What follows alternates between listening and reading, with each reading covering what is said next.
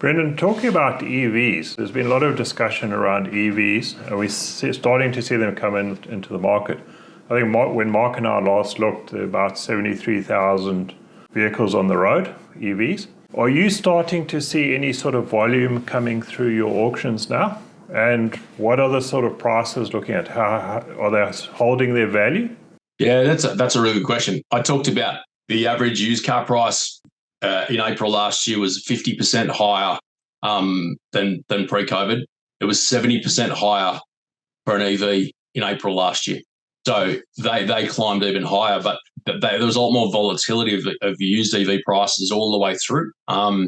They have also decelerated a little faster than we saw with ICE vehicles.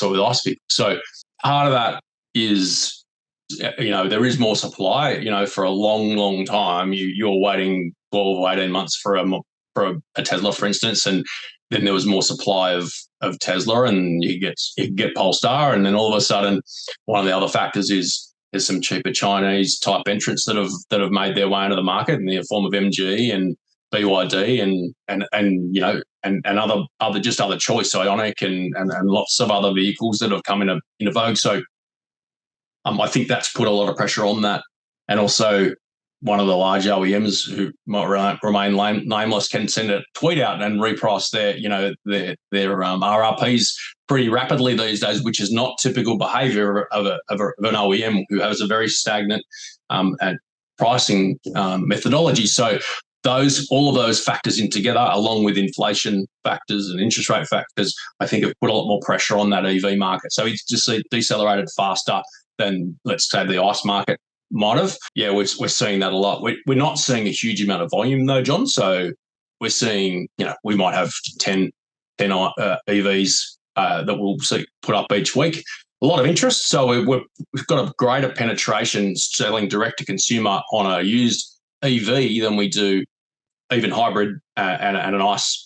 So it's already good to see some strong uptake from consumers following the EVs coming through. So we've seen a really good role for ourselves with helping EV adoption over in the coming years. A lot of the governments and the fleets are into that, and that's part of their strategy with with their EV strategy was to obviously get into these vehicles, wear some of the depreciation, help and then resell those when they're coming off. So we're sort of working really closely with the governments to make sure that and the fleets to make sure we've got really easy channels for our customers to buy those from us.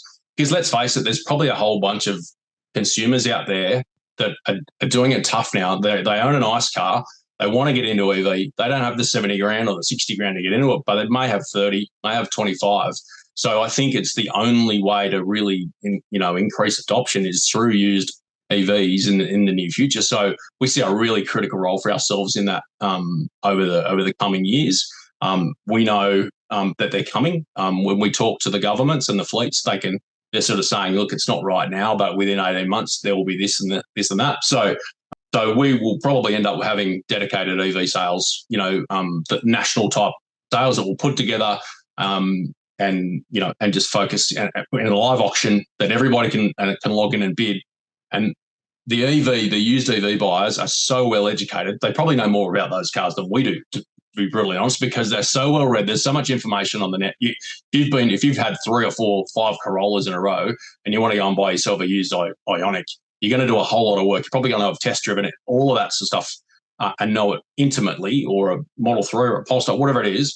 That they're so well researched on these cars, and they're buying with a lot of confidence, knowing what they're buying, and there's even more confidence. I think when it comes to buying, there's always been a little bit of a stigma about buying direct from auction. I don't know what I'm buying, but there's less servicing issues on those types of vehicles in the future, right? More about the battery, which we're working on some battery health tech and the likes as well.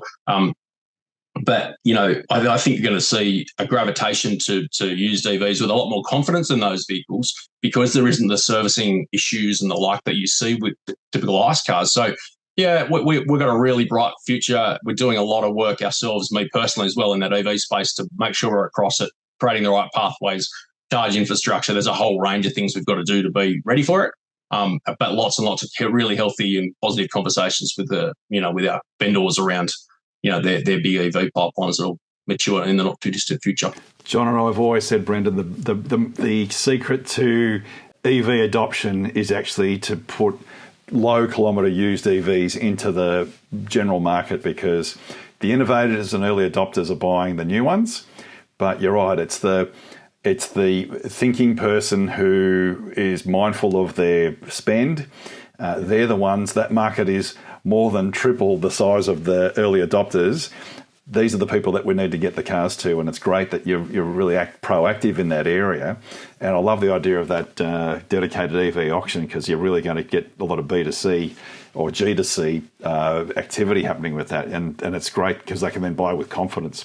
A question I was going to ask you about the battery health checks. What's the tech coming with that? Because there's a bit of chatter about that. There's a bit of uncertainty. Batteries have always been a bit of a boogeyman when it comes to the EVs. But what can you tell us? Yeah, it's interesting. There's not a lot of hardware suppliers out there with any kind of diagnostics. There's some limited providers out there. We've had some good conversations. None of it's within Australia; it's all overseas, and we've got a few devices we're testing right now to help us diagnose. And ultimately, we want to be able to create an awareness for the customer that's buying. So if they can see it, they can see there's a battery health score of X%, and it's got a range. If the car came out of the factory with 400 range, it's now 3 years, 60,000 Ks, it's got 350 range. And the battery health score of 85%. That's probably tick. That's all I need to know. I'm happy to go, because if I'm buying it at 4 years of age, I've still got 4 to 6 years OEM battery warranty on that anyway. So there's a lot of confidence that'll come with the OEM battery warranty.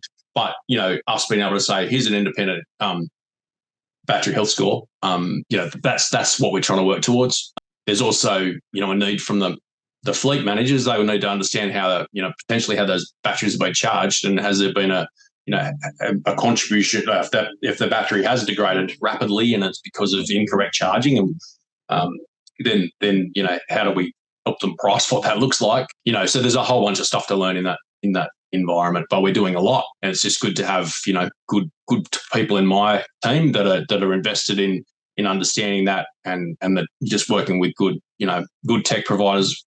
This is very much emerging, and giving them constant feedback about, hey, we're doing this test, and we can it's working on these cars but not as well on these cars, and a whole bunch of different things we're working through with them. So it's good. It's nice to be doing things. Probably, there wouldn't be too many people doing these things in Australia right now. So it's nice to be looking at that. And every customer we talk to about it is like, oh, that's fantastic. We need to know about that. Just make sure you're keeping us in the loop. And because it may just come down to, education for their staff or their client as to what they've done in the past and how they may have contributed or may not have contributed to the, that battery. And for us, it's probably more about how do we provide confidence to that consumer or the trade buyer as to what the state of health is and the range on that car. So it's really cool. Yeah, it's been really interesting. A really interesting time of learning for us. Looking at this kind of tech. No, what was quite interesting, we're talking to someone out of Finland, and they've been, since 2012, 90% of all vehicles sold were EV. So they're starting to get a lot of volume coming through now, 10, 12-year-old. And he said what was quite fascinating is the prices have decreased to about €5,000, and they just bottom out at that €5,000 level.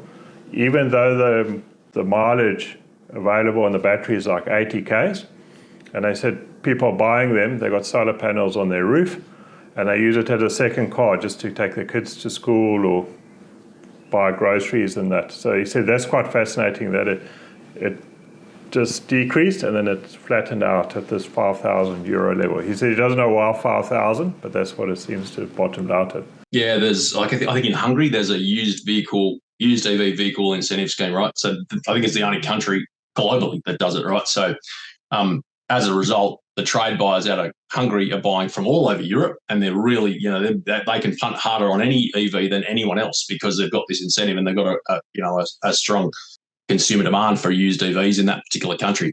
So, I think there could be some things that Australia could look at in that space, to again, help with that used EV adoption. But yeah, there's so much information out there on the net about EVs, and it's all across LinkedIn and the like, trying to decipher what's right, what's wrong, what's true, what's not is pretty tricky.